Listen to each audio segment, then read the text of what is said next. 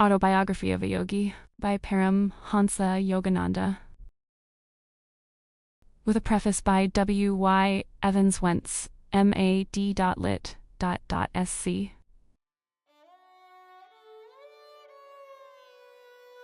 Accept the sea signs and wonders, you will not believe. John 4:48. Copyright 1946 by Paramahansa Yogananda.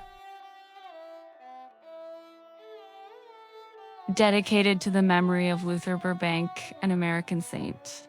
Preface by W.Y. Evans Wentz, myd.lit.sc. Jesus College, Oxford. Author of the Tibetan Book of the Dead, Tibet's Great Yogi Milarepa, Tibetan Yoga and Secret Doctrines, etc.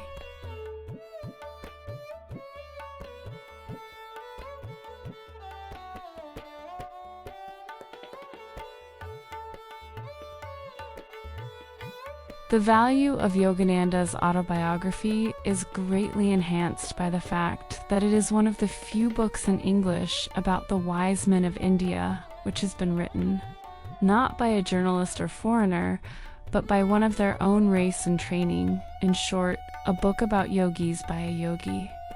As an eyewitness recountal of the extraordinary lives and powers of modern Hindu saints, the book has importance both timely and timeless. To its illustrious author, whom I have had the pleasure of knowing both in India and America, may every reader render due appreciation and gratitude. His unusual life document is certainly one of the most revealing of the depths of the Hindu mind and heart, and of the spiritual wealth of India, ever to be published in the West. It has been my privilege to have met one of the sages whose life history is herein narrated, Sri Yukteswar Giri. A likeness of the venerable saint appeared as part of the frontispiece of my Tibetan Yoga and Secret Doctrines. 1-to-1, it was at Puri, in Orissa, on the Bay of Bengal, that I encountered Sri Yukteswar. He was then the head of a quiet ashrama near the seashore there, and was chiefly occupied in the spiritual training of a group of youthful disciples. He expressed keen interest in the welfare of the people of the United States, and of all the Americas, and of England too, and questioned me concerning the distant activities, particularly those in California, of his chief disciple, Paramahansa Yogananda, whom he dearly loved, and whom he had sent in 1920 as his emissary to the West. Sri Yukteswar was of gentle mien and voice, of pleasing presence, and worthy of the veneration which his followers spontaneously accorded to him. Every person who knew him, whether of his own community or not, held him in the highest esteem. I vividly recall his tall, straight, ascetic figure, garbed in the saffron-colored garb of one who has renounced worldly quests, as he stood at the entrance of the hermitage to give me welcome.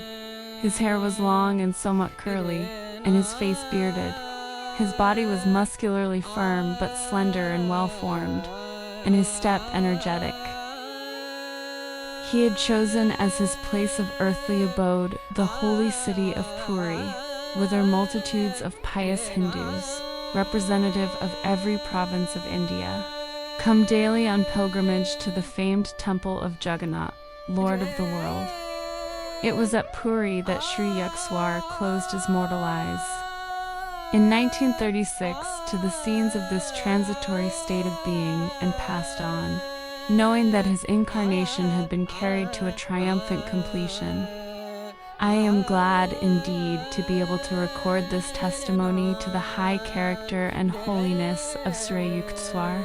Content to remain afar from the multitude, he gave himself unreservedly and in tranquility to that ideal life which Paramahansa Yogananda, his disciple, has now described for the ages.